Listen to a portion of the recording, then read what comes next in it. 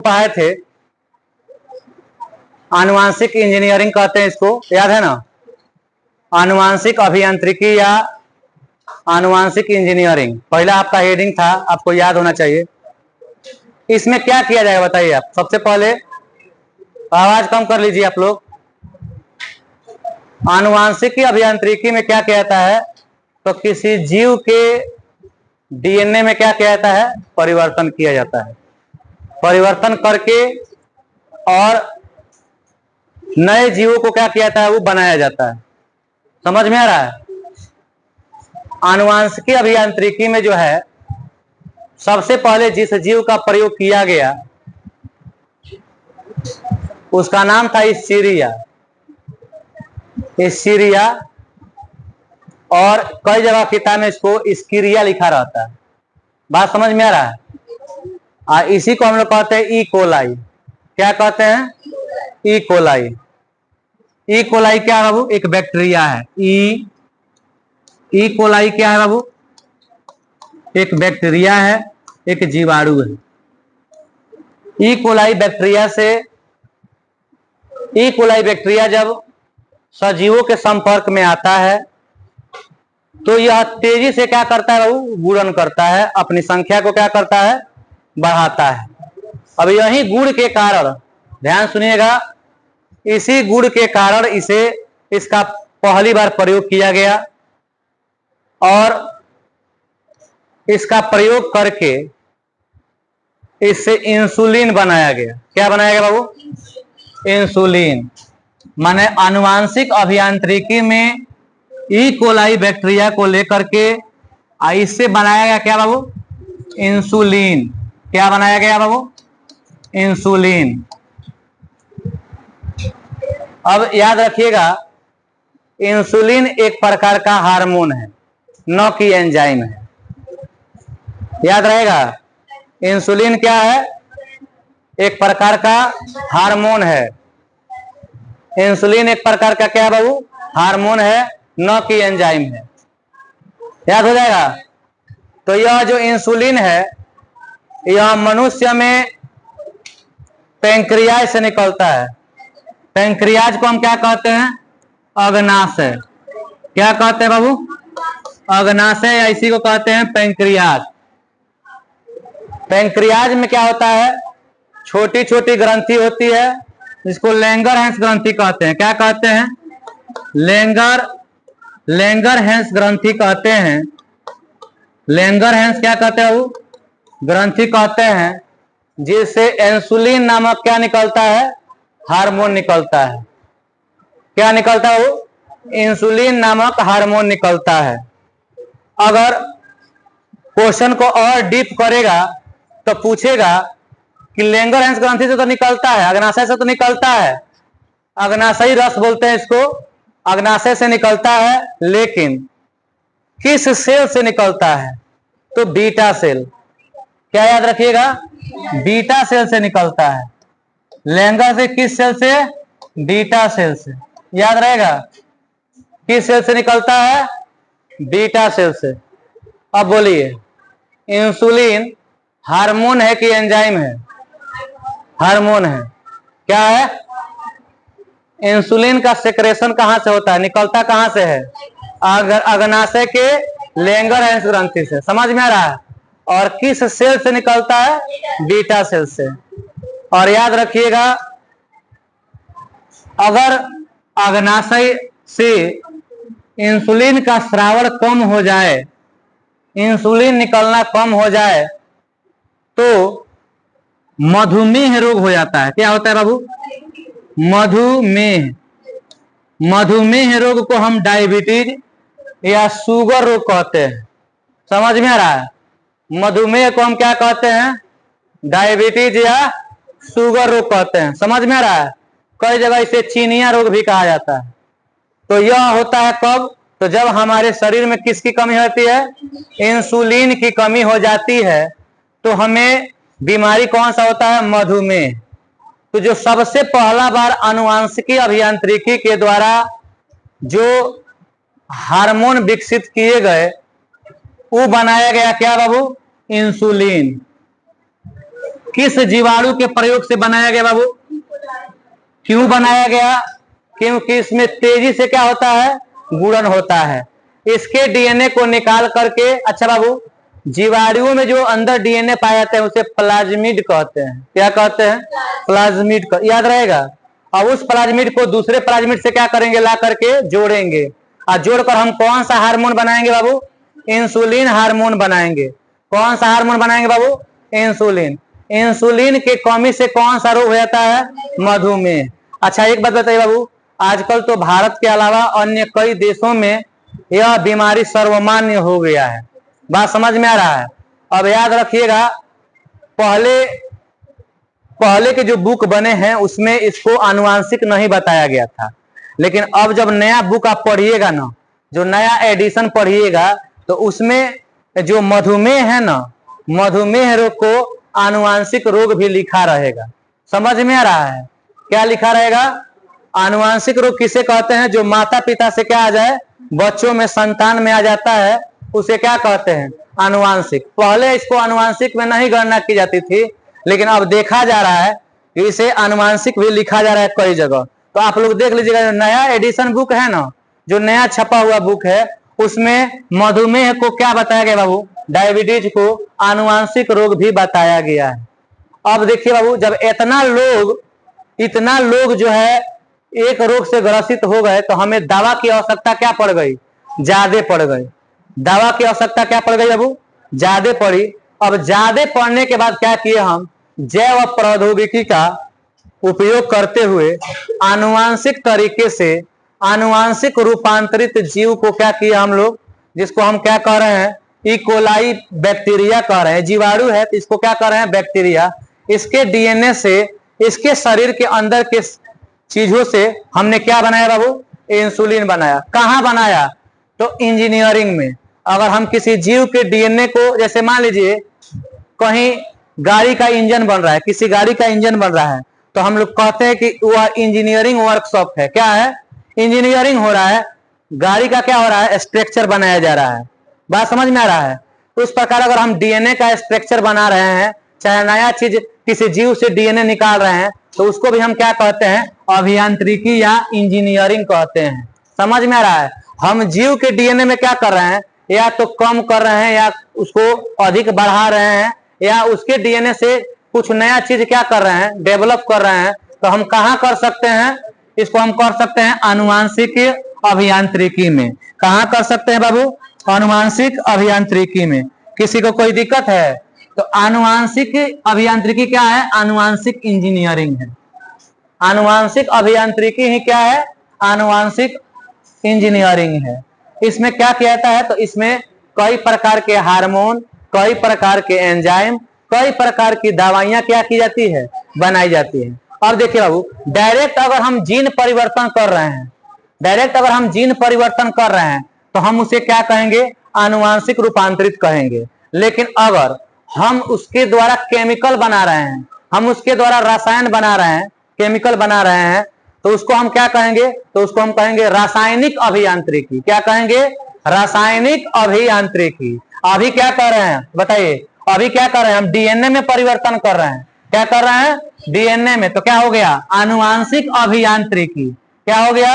आनुवांशिक अभियांत्रिकी। अगर हम इससे रसायन बनाएंगे तो हम क्या कहेंगे? रसायन अभियांत्रिकी। क्लियर हो गया? अब इसमें लिखा जाए, इसमें लिखा जाए। लिखिए तो।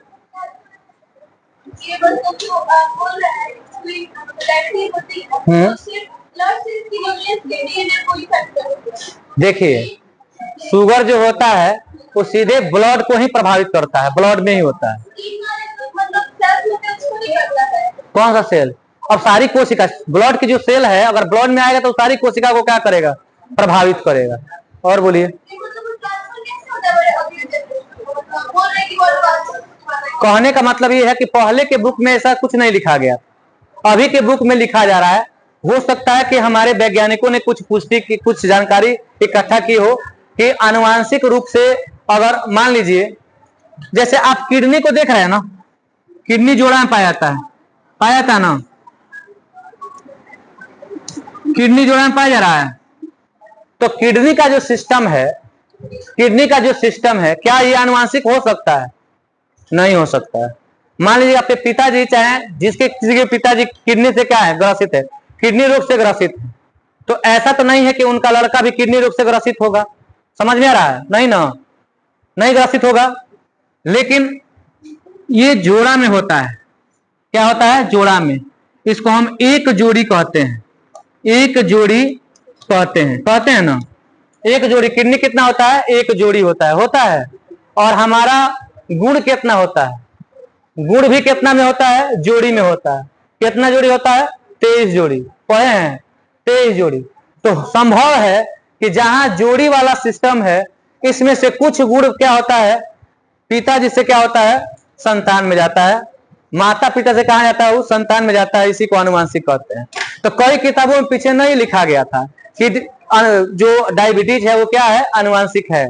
लेकिन अभी क्या हो रहा है कि कई किताबों में आनुवंशिक लिखा हुआ है। जैसे अभी आपका एबीसी जो बुक आप पढ़ रहे हैं, इसमें क्या लिखा है, डायबिटीज को आनुवंशिक लिखा है। कारण हो सकता है कि ये क्या होगा बाबू, दूसरे पीढ़ी में इफेक्ट कर देता है, क्रोमोसोम तक को इफेक्ट करता है। इसीलिए क्रोमोसोम क्या होता है, जब स्थानांतरित होते हैं अगले पीढ़ी में, तो यह रोग अगले पीढ़ी में क्या होता है, देखने को मिलता है। समझ में आ रहा है? अब आप इसको लिखा जाए, लिखिए बाबू। यह एक प्रकार का तकनीक है। आनुवंशिक अभियांत्रिकी क्या है? तकनीक ना है बाबू, ये तकनीक ना है। लिखेंगे, यह एक प्रकार का तकनीक है जिसमें यह एक प्रकार का तकनीक है। लिखिए, यह एक प्रकार का तकनीक है। यह एक प्रकार का क्या है बाबू? तकनीक है जिसमें सूक्ष्म जीवों का प्रयोग कर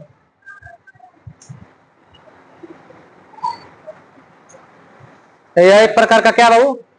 तकनीक है जिसमें सूक्ष्म जीवों का प्रयोग कर कई प्रकार के क्या बाबू, बोलिए तो, कई प्रकार के क्या बोलिए, हार्मोन तथा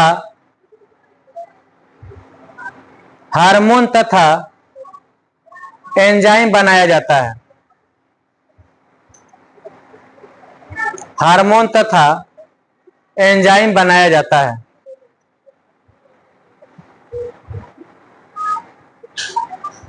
हार्मोन तथा क्या कहता है वो? एंजाइम बनाया जाता है।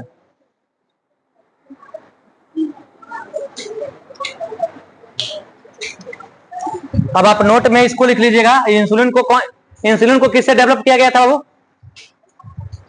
अब कई जगह लिखा रहा था इसको स्कीरिया। क्या लिखा था वो? स्कीरिया। लिखिएगा, नोट में लिखिएगा, स्कीरिया लिख लीजिए। यहीं लिखिए क्योंकि किताब में यहीं मिलेगा आपको। स्कीरिया भी होता है और क्या होता है, स्कीरिया भी होता है। लिखिएगा स्कीरिया। आप ब्रैकेट में लिख लीजिएगा ई कोलाई। ब्रैकेट में क्या लिखिएगा बाबू? ब्रैकेट में लिखिएगा ई कोलाई। स्कीरिया ब्रैकेट में क्या लिखिएगा? ई कोलाई से क्या बनाया गया बाबू? इंसुलिन नामक हार्मोन की एंजाइम, हार्मोन बनाया गया है।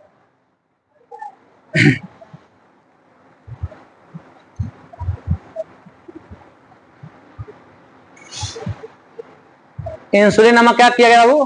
हार्मोन बनाया गया है जो मधुमेह रोग के लिए क्या होता है, जो मधुमेह रोग के लिए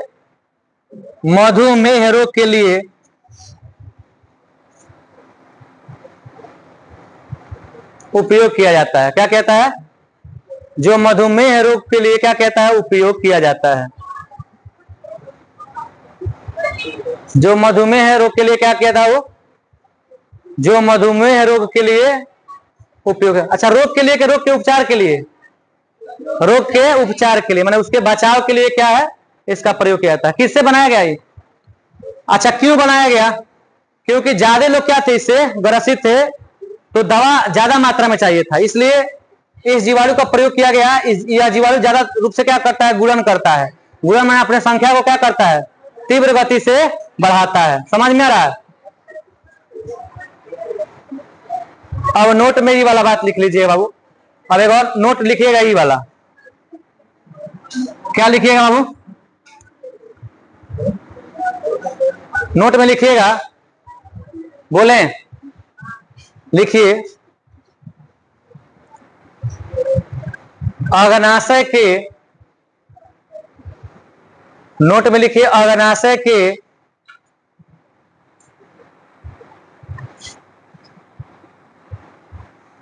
लैंगरहैंस, कौन सी बाबू, लैंगरहैंस। अग्नाशय के लैंगरहैंस ग्रंथि तथा बीटा सेल द्वारा, बीटा सेल, कौन सा सेल बाबू, beta cell, beta cell, beta cell द्वारा इंसुलिन का क्या होता है, वो स्रावण होता है। इंसुलिन का स्रावण होता है। इंसुलिन का क्या होता है, वो स्रावण होता है।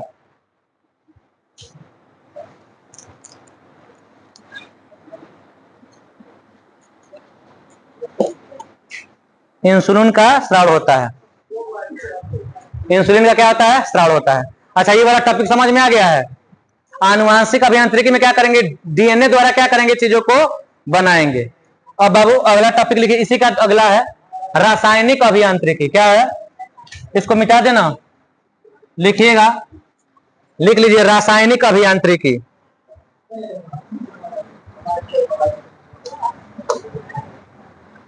रासायनिक लिख लीजिएगा ना, लिखिएगा रासायनिक, रासायनिक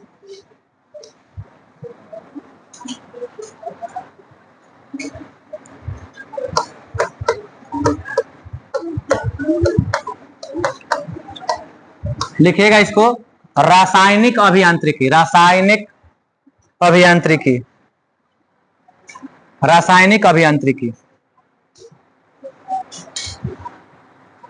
लिखिए, रासायनिक अभियांत्रिकी। अब तो ये आसान हो गया।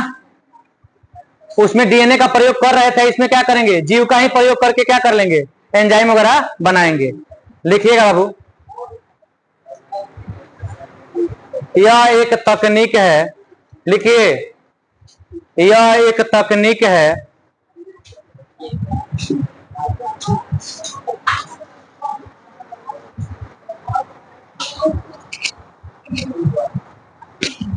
यह एक तकनीक है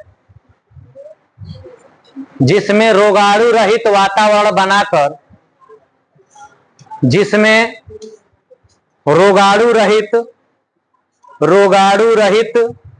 वातावरण बनाकर, यह एक क्या, यह एक तकनीक है जिसमें रोगाणु रहित वातावरण बनाकर प्रमुख टीके, प्रमुख टीके, प्रमुख टीके तथा एंजाइम बनाया जाता है, बनाया जाता है।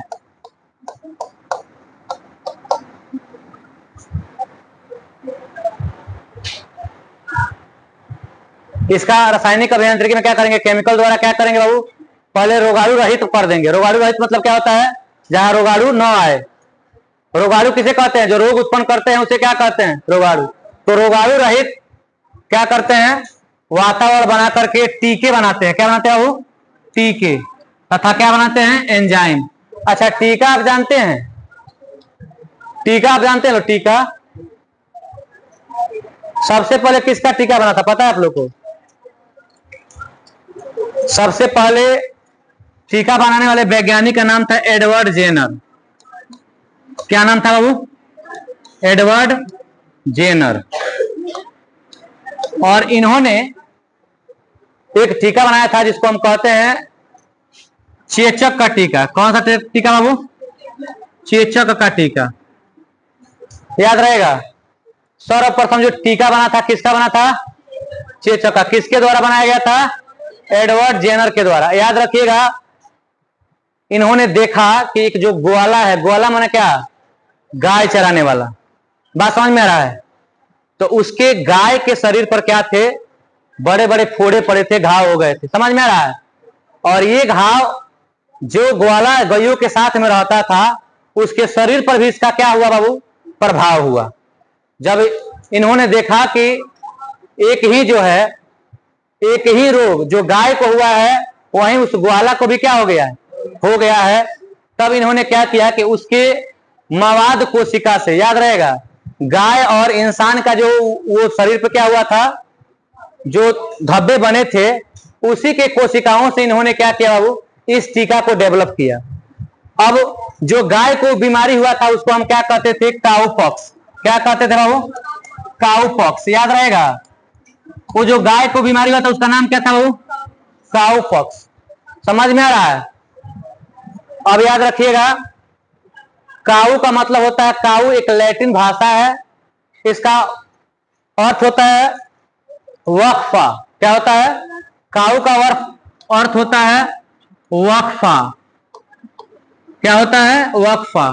और पॉक्स का मतलब होता है वैक्सीनिया। क्या होता है?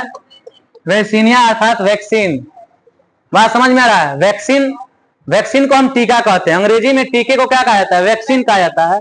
तो सबसे पहले जो वैक्सीन बना था वो एडवर्ड जेनर ने बनाया था। किसने बनाया था वो? एडवर्ड जेनर ने बनाया था। और उस टीके का नाम क्या था बाबू? चेचक का टीका। आवाज थोड़ा कम कर लीजिए, बहुत आवाज हो रहा है। तो बताइए बाबू, सबसे पहला टीका कौन बना था? चेचक का टीका बना था। और ये बीमारी की पुष्टि किसमें हुई थी बाबू? गाय में। गाय में इस बीमारी को क्या कहते हैं? काऊ पॉक्स। देहात में को मैया जी कहते हैं। याद रहेगा, देहात में को छोटी माता या बड़ी माता कहते हैं। आप लोगों को पता है? अब याद रखिएगा, टीके किसी व्यक्ति को क्यों दी जाती है? थोड़ा आवाज कम कीजिए ना। टीके किसी व्यक्ति को क्यों दिया जाता है? ध्यान सुनिएगा। और आपका ये सवाल होगा कि सर अगर टीका दिया जाता है तो 0 से 5 साल तक ही क्यों दिया जाता है? तो याद रखिएगा, बहुत सारे हमारे शरीर में ऐसे ऑर्गन्स होते हैं जो बचपन में बहुत बड़े होते हैं। थाइमस की ग्रंथि अगर कहा जाए तो ये बचपन में क्या होती है? बड़ी होती है। लेकिन धीरे धीरे जैसे ही आप यंगेस्ट होंगे धीरे धीरे क्या होती है? छोटी होती है। तो उस समय प्रभाव इस पर ज्यादा हो सकता है। इसलिए और थाइमस से जो गुजरता है ना, याद रखिएगा, वो सब प्रतिरक्षा प्रणाली होता है। जैसे आप लिम्फोसाइट पढ़े हैं ना, बी लिम्फोसाइट और टी लिम्फोसाइट। तो बी लिम्फोसाइट चाहे टी लिम्फोसाइट बनता कहां है? अस्थि मज्जा में। कहां बनता है? और निकलता कहां से? थाइमस से। तो थाइमस एक विशेष अंग हुआ कि नहीं बताइए आप? लेकिन ये सक्रिय कब रहता है? बचपन में।